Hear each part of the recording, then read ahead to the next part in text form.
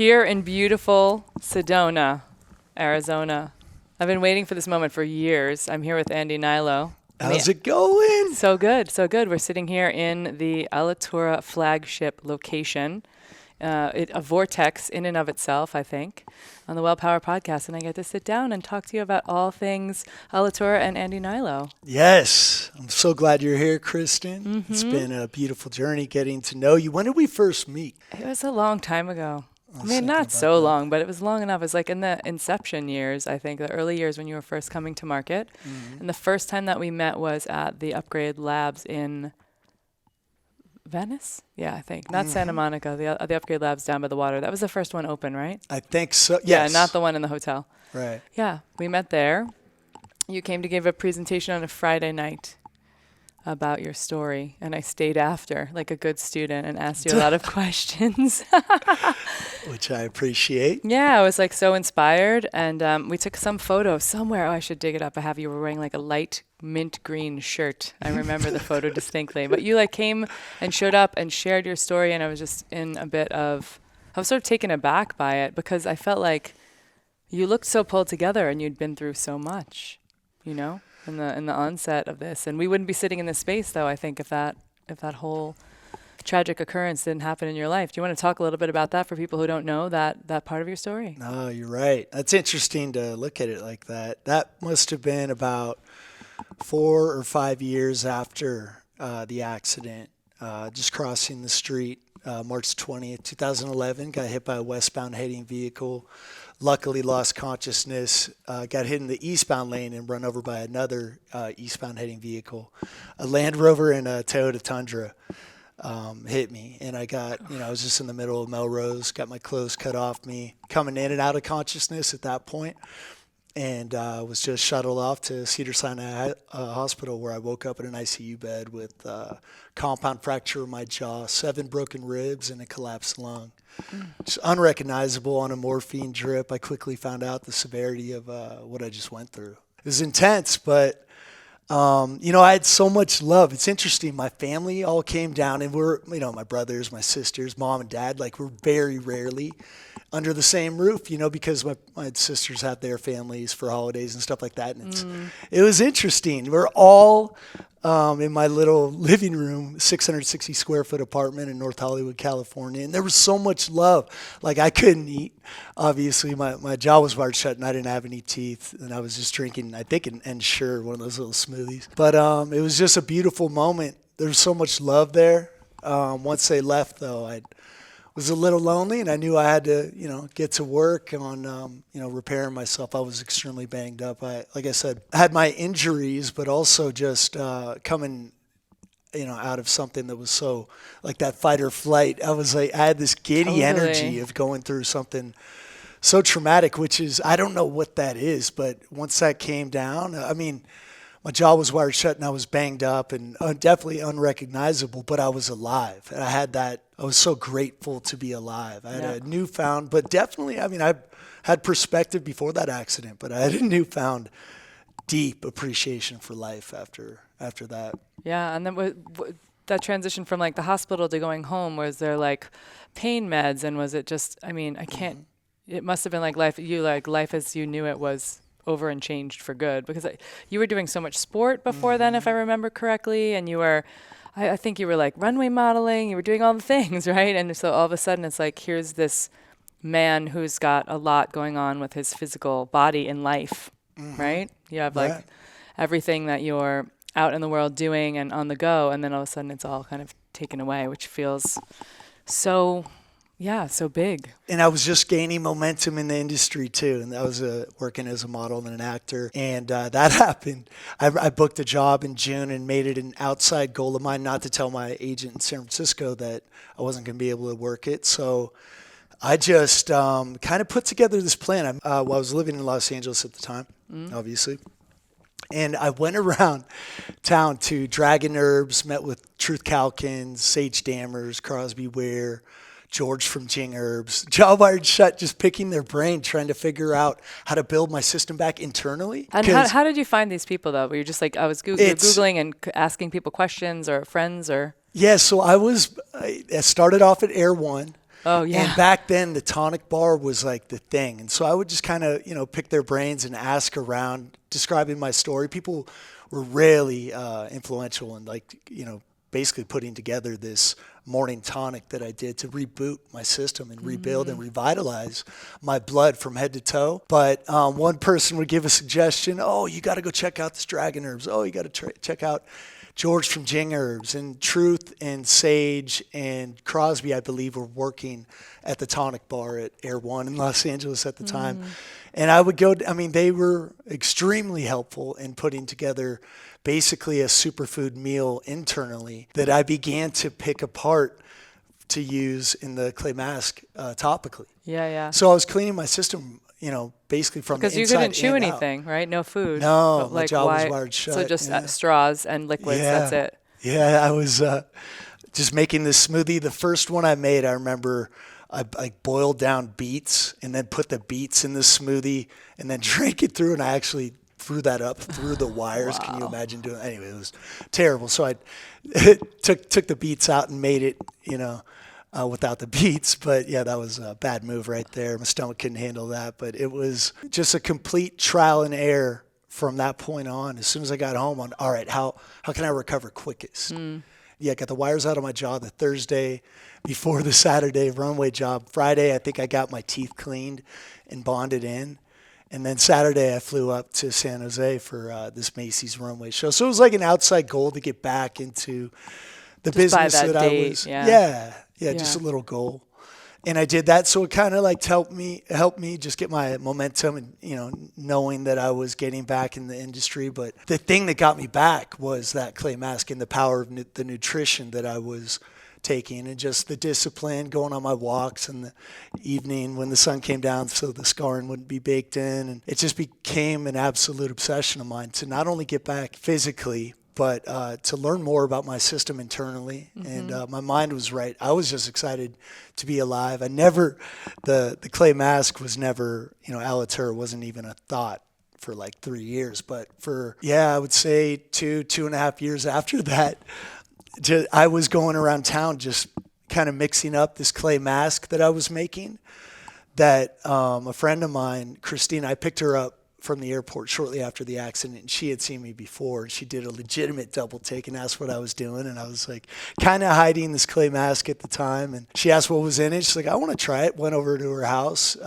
mixed up the mask for her and her friends, and that was the first kind of like, just experiment to see what people thought. Yeah. If they, felt the same, because this was like I was kind of hiding it, being a guy in skincare. It's not like I was flaunting the fact that I was, using this clay mask religiously to heal my skin and get back and, get my vibrance back. But they loved it. It was one of those things where I was going around LA just in a backpack, bamboo, bottle of apple cider vinegar, and some essential oils, and then mixing it up I would go to, houses of people I didn't even know.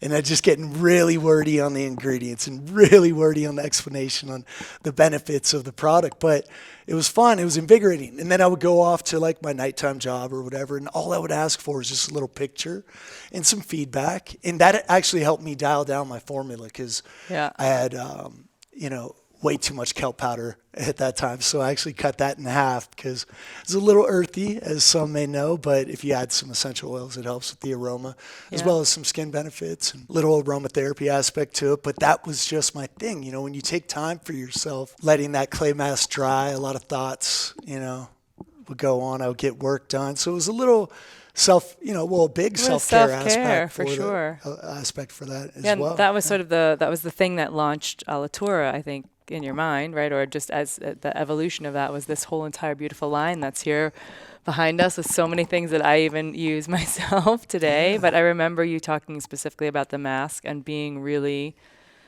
just like pleasantly surprised, right? What have you had been through? I think you showed photos even of yourself in the hospital. Mm-hmm. And then I was like, how did that recover his skin so well? And if that can do that for you, then I mean, all the women of LA were like, had to be running towards, the clay mask world. So that's great. So you've refined the formula over time with people's feedback. Mm-hmm. I never remember it being too earthy, but I think biohackers are just like, I don't know, it's some weird shit. I'll just put it on my face and like, it'll be amazing. So you refined the formula. And I think you were doing a little bit of were you doing some world travel, like traveling to some of the places as you started to, just talk about the evolution of the brand, how this Alitura, this word came to be and this product line. So it was just a hobby.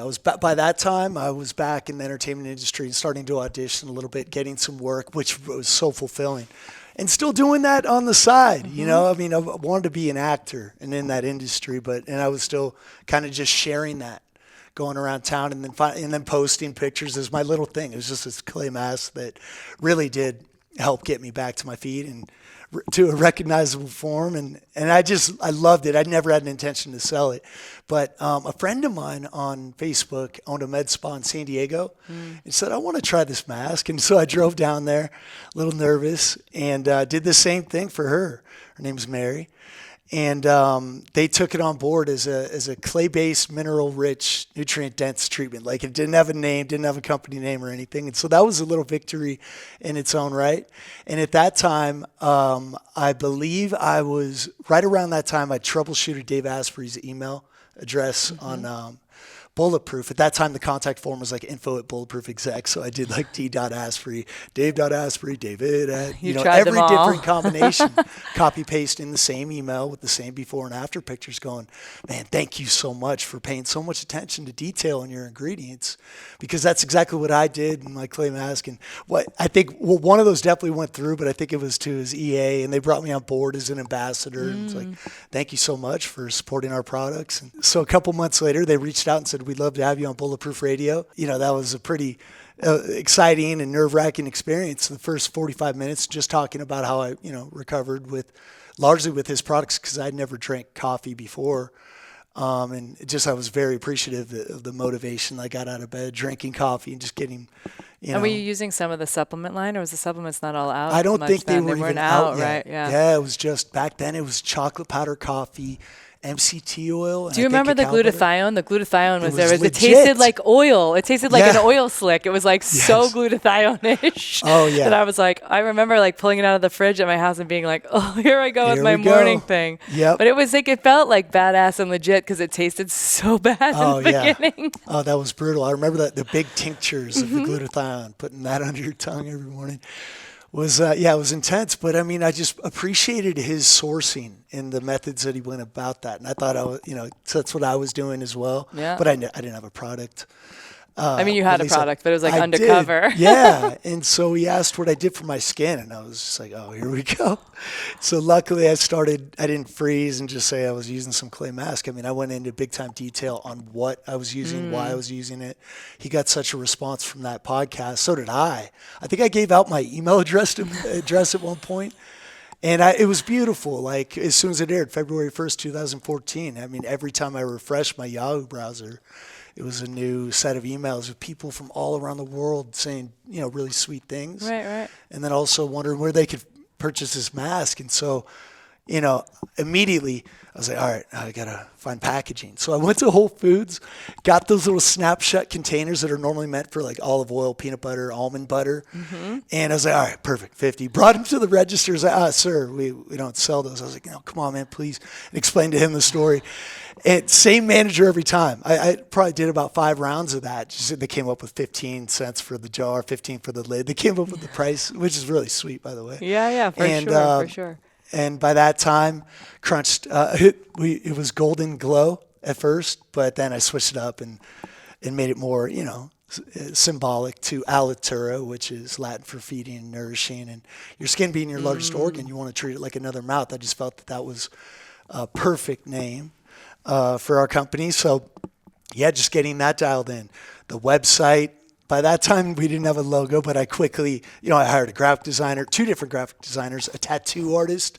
I knew the name. I was like, I just want something, come on, give me something. They were giving me block letters. And so finally I took a Sharpie because I had a deadline to hit, obviously. Went to Kinko's, stack of white papers, and then, did my signature of Alitura, and finally found one, screenshot it, sent it off to my designer. They dialed it in, and that was my logo. But it was me signing off on everything that's in the product. I've been really interested in my signature since I was a little kid. So I love our logo now. And but yeah, like the A right there. Exactly. But it was interesting though, like that whole time when that aired, it was just electric. Like I had so much adrenaline going and just so excited. I had to come up with a price. I didn't know my cost of goods at the time, right? And then I was shipping out a pound of products. Now it's 7.1 ounces, more than half of the product. And just shipping it, $35 free shipping sounded good. It just sounded good. Right. But my cost was well over 14, 10, it was like close to $20 at the time. And then shipping to Sweden, $23. So you're losing money, fist pumping. Yeah. Good business model of the year. But I know, but part of this, I wanted to say, like, take one pause to say the part of this that's so cool is it's like trial by fire entrepreneurship, right? Like I learned about COGS, cost of goods sold, in the liquor industry and narrowing down how margins and all of that. But you don't know until you know. And then you're excited and you're passionate and you think, well, this will be easy to make money off of. But then you realize there's you have to, pay Peter and Paul and on the shipping and everything along the way. Sometimes you don't have time to sit down for a couple years and put together a massive arc of a business plan because you had this fire under your booty that was I was just on this podcast, everybody wants this now. So that's, to me, just I want to recognize and honor that's it's a little bit of the dress for the part you want, right? You're learning as you go, building the ship as it's flying, I think they say. That's exactly cool. What it was. That's exactly what it was. Dave was busy writing his book. We did another podcast after that on the release, June 26, 2014. And that was just, oh man, I can't, that was a pretty surreal feeling to see the power of the Bulletproof audience at that time. Yeah, it's amazing. So did he had a bunch of people writing in as well? Did you go to him for any advice on hey, what do I do now, dude? He had a very helpful assistant named Carissa Bodnar, cool. who now is the founder of Thrive Cosmetics. Nice. Oh, she would be an amazing person to interview, by the way. Okay, cool. She's I love to talk to powerful females. Oh, an absolute godsend. Yeah. Well, I mean, top 5 most influential women in the world, Marie Claire magazine. She is a special human being. Carissa Bodnar. Yeah, Thrive Cosmetics. Anyway, she would answer every phone call, help me dial in, help me find Revere Group, my label, so I didn't have to go to Kinko's anymore and actually had a professional label made. But she was, and Dave obviously giving me an opportunity with his and trusting my product that much, but she was the one who really signed off on my product. She had a huge background with Clinique and formulating products and things, and amazing. She signing off on the clay mask. Carissa, thank you so much.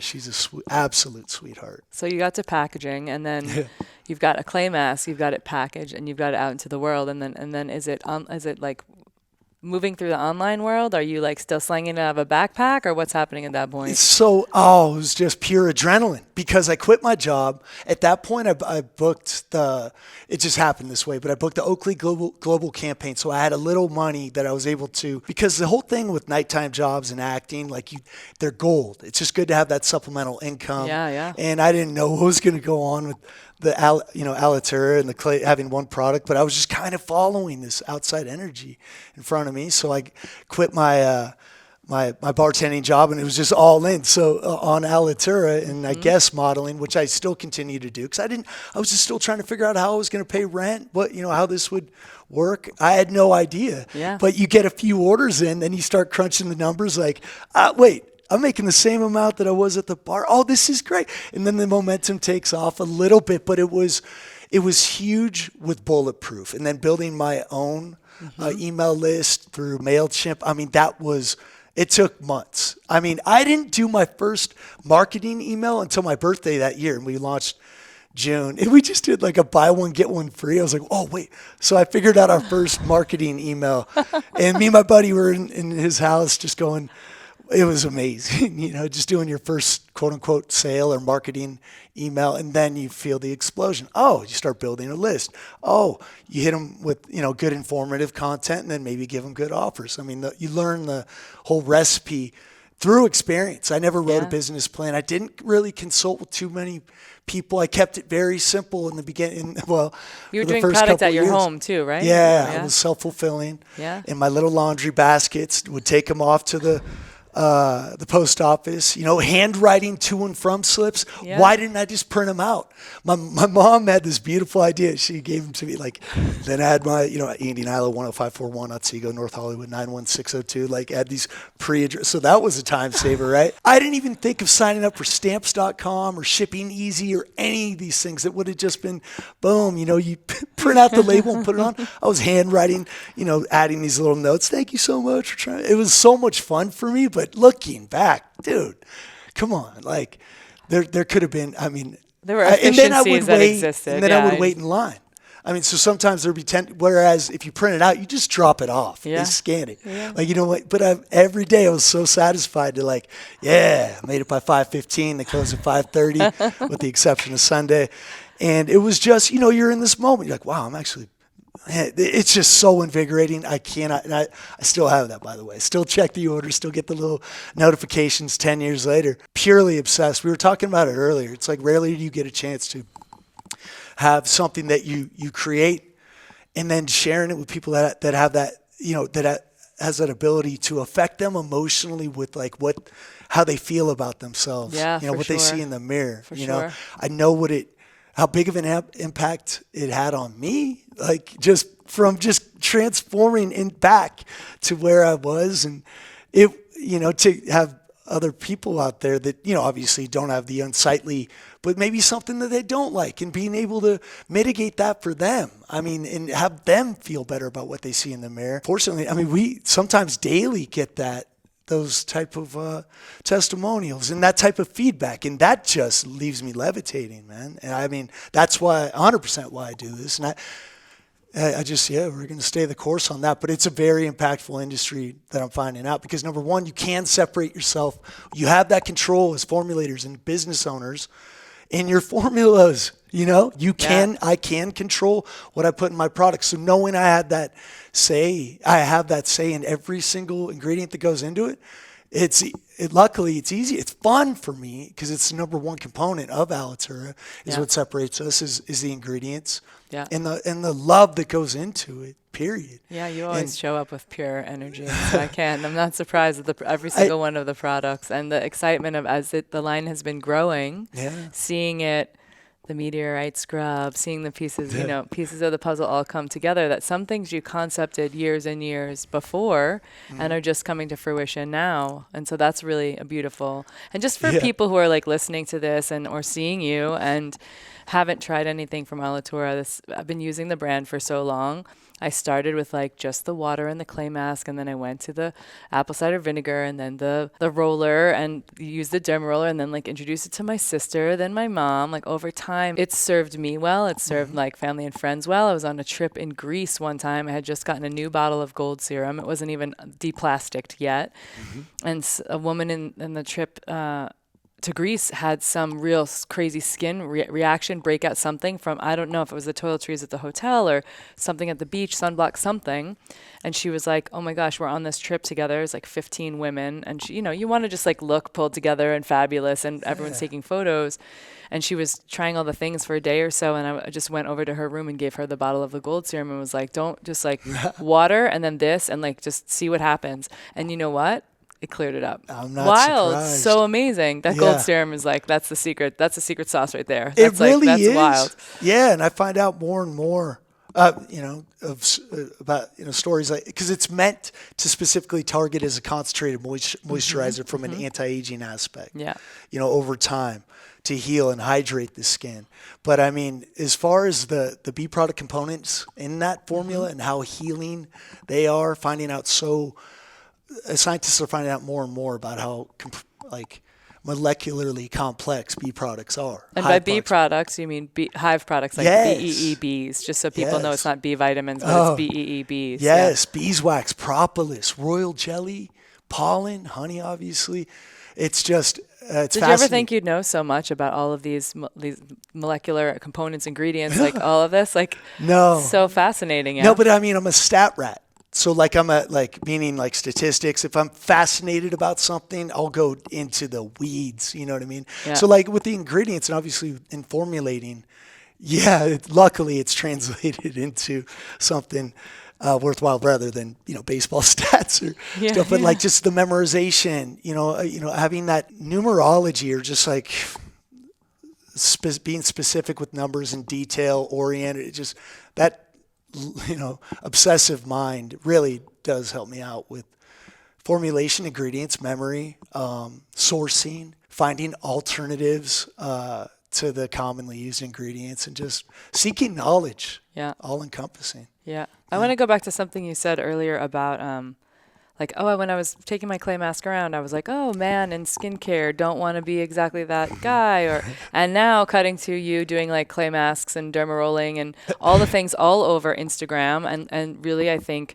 I want to say like a man in this industry empowering other males. I mean, people of all kinds, of course, but maybe people that were a bit more shy about like going and using their partner's cream or lotion or whatever, like and really empowering like a slew of men who might not have done that otherwise. Like just how did that feel from a transition when you're just like, all right, I'm just going to go public. I'm coming out of the closet with my clay mask. Yeah. You know? It's interesting. That's okay. I mean, I really am fearless in that standpoint as far as like, worried about what people think of me. I just know this thing works and how much love and just yeah, it's been beautiful. I'm so glad I didn't hide it. I mean, outside of finding my purpose, I also get to unleash my creativity and also stand for something, an ingredient integrity that I really believe in and am able to take action in daily Yeah. and just show people gently a different option. I mean, when you're rubbing government recognized carcinogens into your largest organ daily, which a lot of people are, when you explain it to them like that, you see a lot of eyebrows raised. Mm-hmm. And just informing them lightly over time, that can accelerate the aging process, disrupt your endocrine system, hormonal issues as well. And I firmly believe it can be solved with just sourcing ingredients as close to nature, untouched by man. Obviously filtering out and ultraventilating things such as clay, which is essentially earth.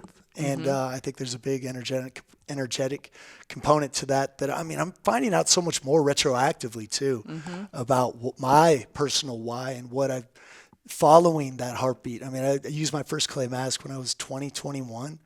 I've been obsessed with Egyptian, culture since I was a little kid. I mean, these things, and now it's a part of some of my products and a big part of my personal why, and led to a lot of personal transformation being in Egypt. But like, it's interesting to look back. I don't know if you do it, but just to see where these little signs that point to where you are currently, if you have any of those, because I'm getting those left and right now, and it's really cool just to go, oh, thank you. Yeah, okay. It's something about allowing that energy in. I had a remembrance recently. I do all this biohacking and I get to hang out with fabulous people like you. And also I put a ton of people through breath work and cold protocols, so ice baths and frozen lake ice hole cutting and stuff. And I had this really distinct memory I've talked about a couple times now. When I was like 11, I was at this birthday party, and it was Rebecca Bassio's birthday party. It's so funny, right, how you remember these names from people. Yeah, Rebecca Bassio, shout out wherever you are.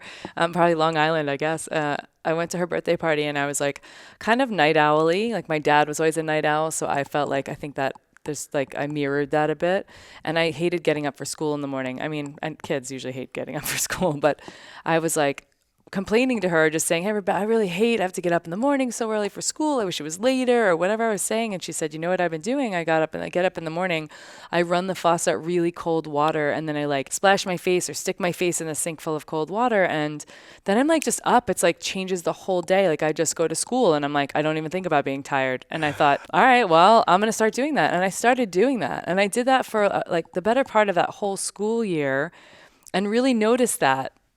But it was just like the tool to get to school, right? And so I never questioned like, well, why is that happening? Right now I know, but like that to me is such a really interesting, like a piece of the story of my story that I'm like, I never have talked about that in the cold exposure world, you know? Mm-hmm. Like I talk about going to the Russian Turkish bathhouse or whatever, but going to that birthday party, doing that, and then doing that for that whole school year and being like, oh, this is an amazing thing, but then never talking about it or questioning it, right? Because you're 11, so you're like, I don't know, it's just cold water. Wow. Yeah, so that I understand what you mean by that in some way, you know, or like how that can happen. It's like you can see the the through line. And I'm sure some people would say, well, it's your retrospective perspective. So of course you find, your brain finds the thing, but like, I think it can run a little deeper than that. I think that, energetics and frequency and sitting here in the vortex of Sedona, I think it's okay to say that, the crystal energy brought me here or something, but we have these past, like signs and symbols, I think, that show up for us. So that's so cool. Yeah. Love that you were 11. I mean, I look back at moments in I was 11 too. Just when I found out certain things about me that are still true. But 11 was a big one for me. Yeah. So now we have this big product extension. Almost 10 years? Is it almost 10 years? Yes. Yeah. So 10 years. And then we were standing in the other room you were showing me, and because the space here, this flagship store, which if you're in Sedona, you've got to come here. Number one, for the energetics of Andy and his team. But number two, because the product is just such on beautiful display and you can experience and try everything. We were just talking in the other room and you said, it feels like year one of Alitura for me right now.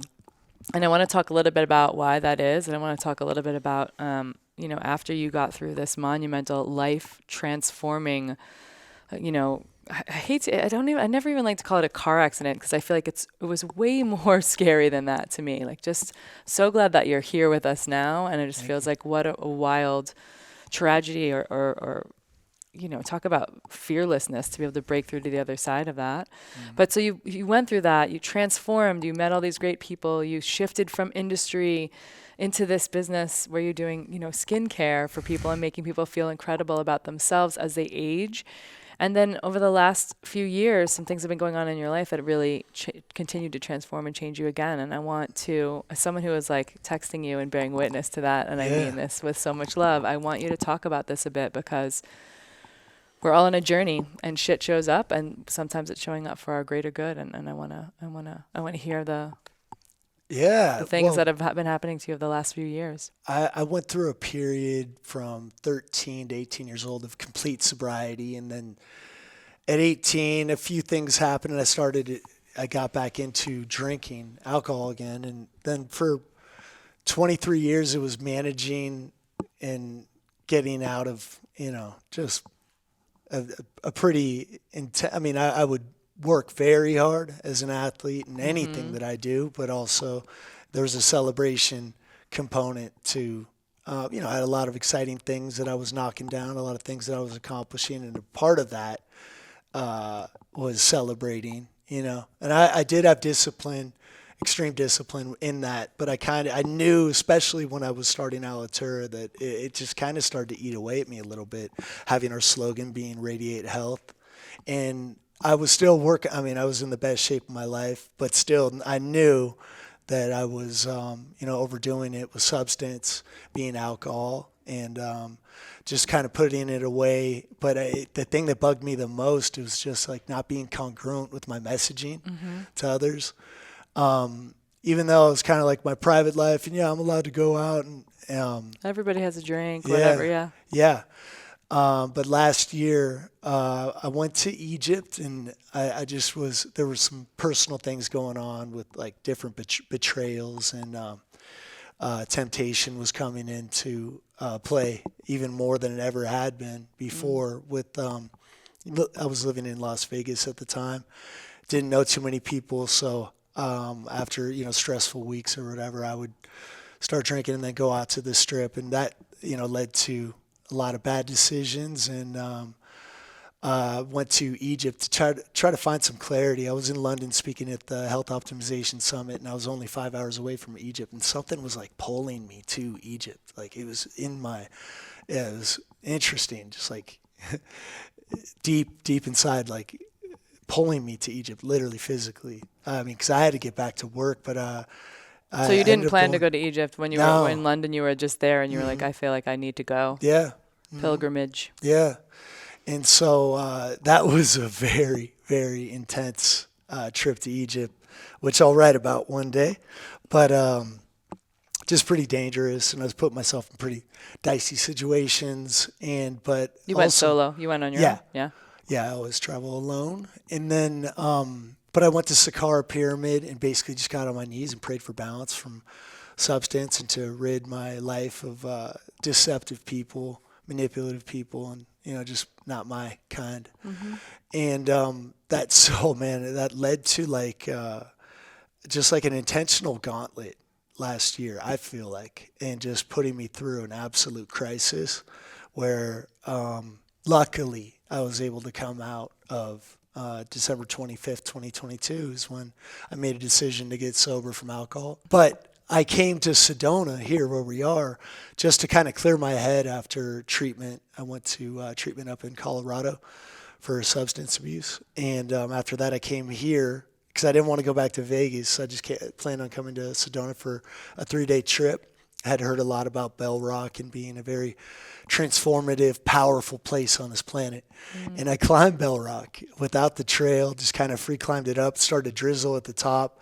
It was frightening making it on my way down, actually, but that was really intense, serious. I didn't plan on climbing that. I mean, people get helicoptered off that, and unfortunately, it's a pretty dangerous climb, but making it up there was exhilarating. Can't really describe it. When I went to my hotel room that night, I just started looking on Zillow, and I didn't plan on buying a home. I was just messing around on Zillow to see if I could find like affordable places to maybe live. Found this one place where I'm currently living, but they like visit. It wasn't available for rent, but I was like, all right, I got to see this house and schedule an appointment for the next day. Within seconds, I knew I had to have that home and put in an offer literally the next day, accepted Tuesday, and just like that, moving to Sedona. And so I feel like I know I'm right where I'm supposed to be. It's just so different from any other place that I've ever been to in the best way.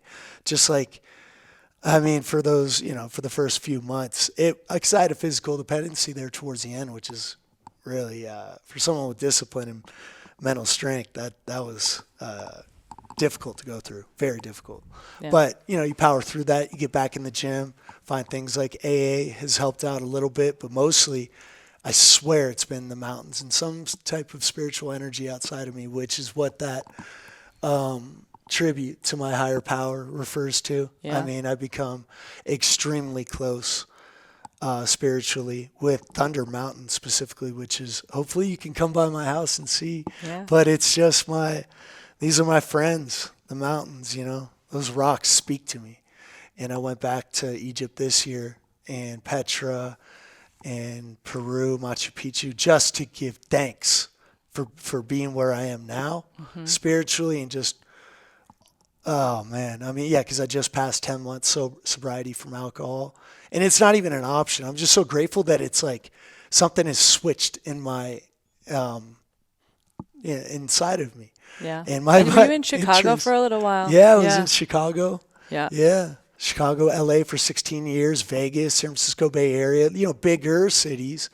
And now I'm, 2 hours away from the closest airport. And I just, I'm going to bed at 9:30, getting up super early, watching the sun come over those mountains. So there's nothing else that I'd rather be doing. Yeah. Seeing my hummingbirds and I'm not missing days. That's the biggest thing. Yeah. I'm not. Yeah, that's what you said to me in the other room is like, I'm not missing days in a way that I was like missing days before, and you could feel into it. And it was, for me, what was interesting, I was worried about you.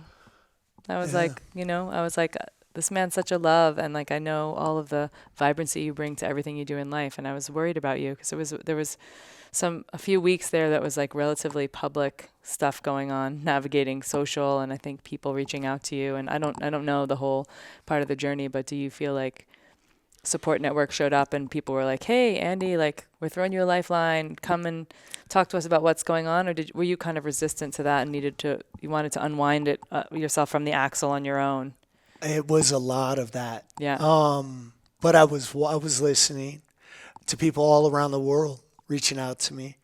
That really helped because I was just listening to music, drinking, walking around, getting into some really, dicey situations. Some interesting things. I think the thing that's really, this is just, this is not an expose on this per se, but I hope that you're comfortable to talk about it. The thing that's interesting for me is I feel like there was a bit of this like two camps philosophy, because people who had known you and loved you and correct me if this shows up wrong, but just from what I witnessed, it's like people, lots of friends, and surely we all have some kind of enemies in the world or whatever, but just I saw two camps of the people who like love Andy and love this product and had been around you, it's sort of like a little bit of the camp of like, yeah, Andy's awesome, but like I don't know what that is, so I'm gonna kind of just turn away from that because I don't know. It's different, and it's not okay to address. And then I saw people, which I would like to believe, I tried to be one of those people to be like, hey, I'm not gonna like turn a blind eye to this. I'm gonna like call it out to be like, what can I do, or how can I be more connected with you, or is there something you need? And it's not to say one's better than the other, because some people get uncomfortable, right? They have childhood wounds and they have shit going on. But did you feel like there was a divide like that in some ways, where you were like lost some people from your life that you were like, hey, how come I'm losing this person from my life right now?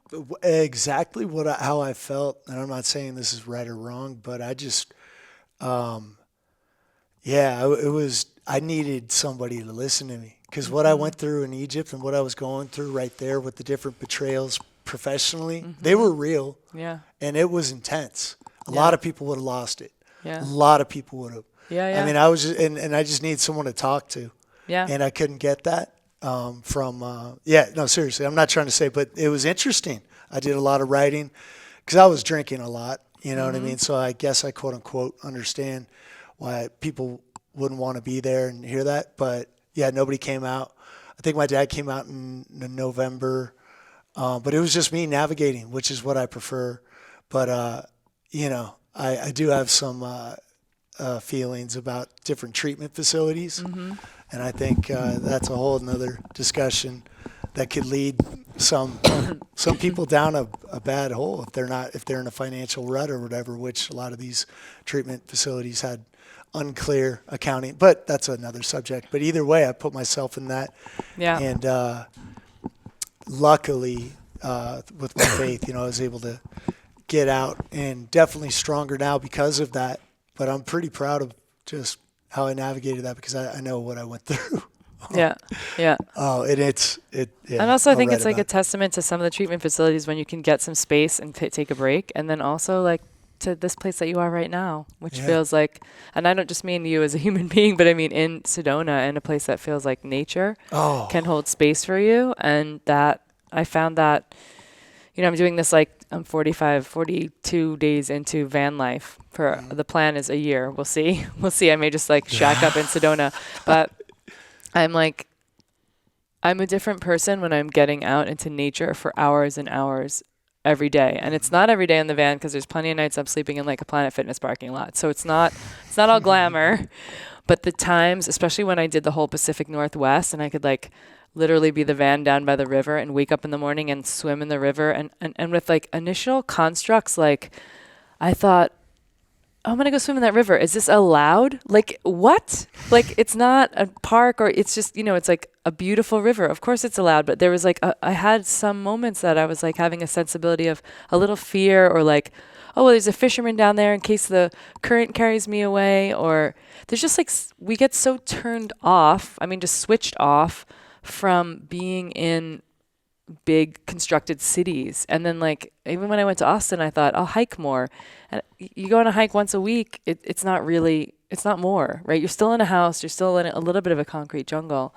So how are you finding that? Like, it sounds like you're really connected here to nature, and are you finding that this outdoor time is shifting you in the way that it seems it shifts me? Yeah, no, it definitely does. I have my routine where I go over to this little spot, jump in the creek in the morning, sometimes I'll do my pipa sagrada, which is a little Peruvian tobacco in the morning, in my just meditations.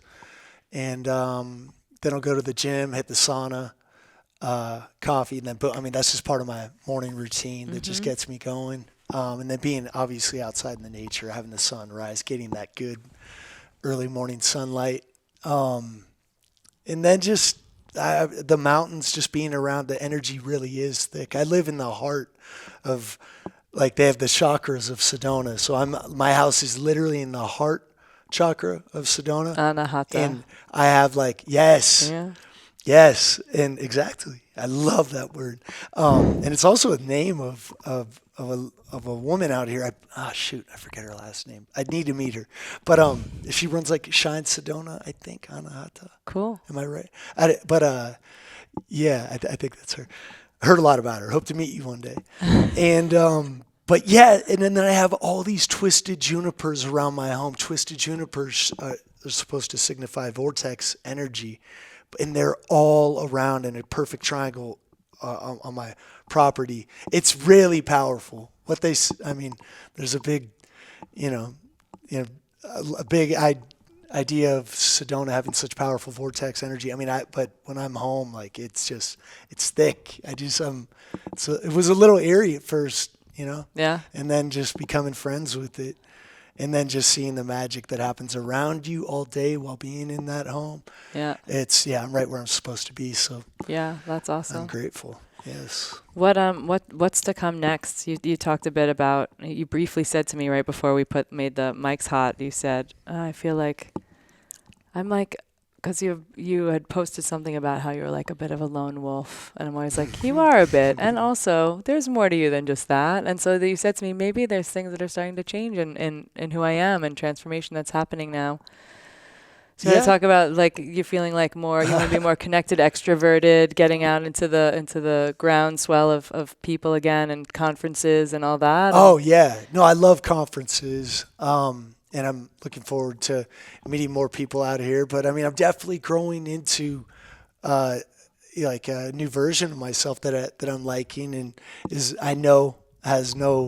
doesn't have the holes that come with substance abuse, unpredictability. I get it. I just don't, I don't have that to worry about anymore. So I'm like exploring the possibility, settling down. Who knows? Yeah. I mean, I have, I like the way life is going right now and having some personal momentum and continuing to build on that. But man, yeah, just everything that's going on with the company and expansion and potentially doing something next door as a wellness center. There's so much to do. It's good though. Like I said, I don't miss those days. I wake up with very similar energy and ways to, mechanisms to control that as far as from a chemical internal serotonin, dopamine standpoint, which is good. I don't have those other things to worry about. So I'm pretty consistent even these days. Yeah, so. even and productive. It seems like with everything that's around me, this team and this space is so incredible. What are the biggest two sellers? Like your top tier sellers of Gold Alitura? Serum doubles everything.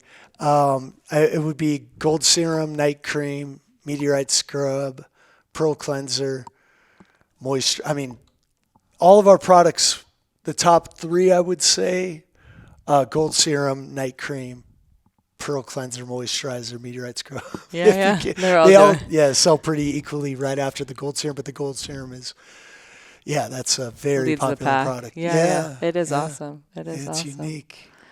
Tell me, I always like to close the podcast out and ask a couple questions about, you talked a little bit about your morning routine. Is there anything else that you're doing that seems really ritualistic or biohacker-ish that you're like, oh, here's my favorite biohack? Excuse me. Yeah. What I do with my products, but I'm not trying to, it's a big part of just my cleansing and the shave, that personal care, prepping in the morning, knowing you're good when you leave the house. I'm big on that. But let's see. Things that make you feel good. Talking to people that you love. I talk to my mom every morning and my dad. I just got to meet them over the phone. Yeah, that's the second time. Yeah. A little video call check-in from mom and dad. Got to get that energy. They're like, you're getting on a podcast. Let's cheer you on. Yeah. That's so sweet. I look at things, just the things that I can control in the morning, get a nice, because I usually wake up when it's dark here, so I'll get the Juve red light going. And then, I'm doing cacao now instead of coffee. Cool. Raw cacao, boiling that down. Cool. And then making like a bulletproof cacao out of that with MCT, grass-fed butter. And then it's like some good, I'll do some breath work in the morning. I know I caught a little video I'm going to share of you doing some of the breath work. Yeah, it's great. Yeah, I do. It makes a huge impact, as you know. It does, yeah. Cold showers, all of that. So like, it's just, you stay consistent with that. It's extremely transforming in the morning. Yeah. And that's such a key, right? That consistency piece. Yes. I note this in the van because it's like I have a tabletop red light panel because it's all I can fit in there. And it's like, okay, get the panel out, do the breath. Like it's just like not an option to not do it. Yeah. Right? There's like, there is one day a week usually that I like miss one component of it, but it's just getting the consistency, I think is, radical change comes from consistent behavior. And Exactly. I think that's like, I continue to learn that over and over again, even with all the other things flying around, in life and in business and keeping us so busy, and with all your work, it's good to know that you have, those mainstays. Yeah. And then my final question is, if you could speak to somebody who, I feel like there's a component of today's conversation that's like, speak to somebody who's showing up and listening, and maybe they're starting a business, or maybe they're just going through a really big transformative thing where it's like Phoenix rising from the ashes in their life, and they're feeling like, how can I do this thing that it seems like a mountain to climb? Yeah. Just like, what would be your advice? Sometimes I frame it in the way of like, if you could speak to your 14-year-old self. And when I asked Dave Asprey on the podcast, he's like, your prefrontal cortex isn't even finished being developed then. So why wouldn't it talk to my 14-year-old self? Because it wouldn't remember. And I was like, okay, Dave, you get the point. Let's so sometimes it's like younger self, but really I feel like there's such sweet advice I imagine you have for people who are going through these big transitions, transformations, challenges, to be able to get to the other side. And I don't know if you would say you're at the other side that you just said. I'm like, it's like year one at Alitura, because I have a fresh mind and a different perspective again. And that's so beautiful. But what would you share with people that would help them like step into their WellPower, step into that, put the fear aside and lean into their biggest dreams? That's a great question. When you're facing like such an uphill battle of consequences, pain, addressing and confronting your issues internally, as I did. I mean, this uphill battle that I was facing was really agonizing. I couldn't sleep. I didn't sleep like the last month and a half, 2 months of 2022, just tossing and turning. That was intense. I remember getting back to actually sleeping, and that was such a reward. Anyway, but just overcoming that mountain. Just I had a good friend of mine, Martin Morse, told me, he's like, man, just an inch every day. And I looked at that, I was like, dude, it's so small. I have so much to do. I have so much to confront. But every day he would check in on me, and just, how's it going, man? Just an inch, bro. And like in those first couple weeks and few weeks that I needed that, it was extremely helpful, because it made sense to me. Even the littlest, one day, that feels like nothing. 2 days of sobriety, 3 days. It's like, dude, I got so much. You're going to AA with people with 31 years, and but like just staying consistent with that and looking at things, like trying to get a glimpse of visualize a glimpse of the big picture down the road once you're over that hump is huge. And then the biggest thing is this was 100% for me. Even last year when I was going through that, I did have angels and some serious, beautiful energy around me. That's a whole different story. Even when I was going through that and kind of in it, I was protected and being guided along the way. I know it was for me, just going through all of that. And so the people out there just feel the feeling like that they're facing such a huge challenge. Try to figure out what it's for. It's for something, for you, for the greater good of yourself and the universe, I believe. And just trying to identify that and realizing that it's a little comforting. Obviously, if you're going through it, it's not, it feels, you may feel helpless at that point, but I promise you it is, that it's for you. And just navigating the whys behind that, realizing it is for you, coming at peace with yourself and your spirituality, whatever that may be. And then just taking it day by day in that inch, whatever it is, making an inch, maybe, putting effort towards a dream or a company or any type of goal or anything that you want to achieve, but just do it, stay moving, keep moving forward, because this thing is for you. If you act, it all acts for you. If you take those steps, I believe. So amazing. Yeah, I love that. Yeah.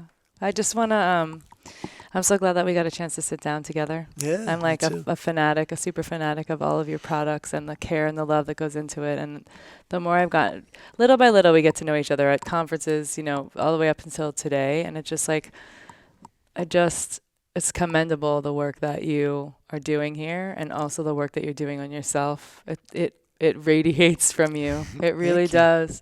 And it's so nice to just be able to see this evolution and good shit happening to good people. And I'm just, you've been through some ups and downs, my friend, but I am so glad that you are here doing this work because you're making so many people shine. So keep doing that and keep sharing that message about everything you just said is so, that's powerful. The happening for you message, you know, it's like speaking to the brokenhearted and speaking to the people we all have shit that comes up. And so that's a big, no, thank you. That's a big part of like what I want to get involved in, possibly simultaneously with Alitura, is helping with that. You know, people are in a rut. I really deeply have some, strong empathy towards anybody. I just noticed that about myself. So that could be potentially a next career. I love helping people feel better, about themselves and talking them through certain situations. But the main thing, and also I want to say, is congratulations to you, Kristin, in your climb. I remember you just being passionate about this industry. Now you're building something, and look at us, we're having a podcast on your podcast. It's great. Congratulations. Yeah, it's not easy, and you're helping a lot of people yourself. Oh, I'm one of them. Your support over the years has been really just true, and it's consistent, and it means a lot to business owners like myself to have that. You're always just so happy and positive and encouraging. Seriously, we need that. So thank you. Appreciate it, Kristin. Yeah, I love our love fest. Cool. I'm here with Hnilo. You tell everyone where they can find you and Alitura if they want to get a hold of you. Sure. Well, I'm on Instagram at Hnilo, at Alitura Naturals, and we would love to give your following a 20% discount off the store. I love that. So good. Now's the time, ladies and gentlemen.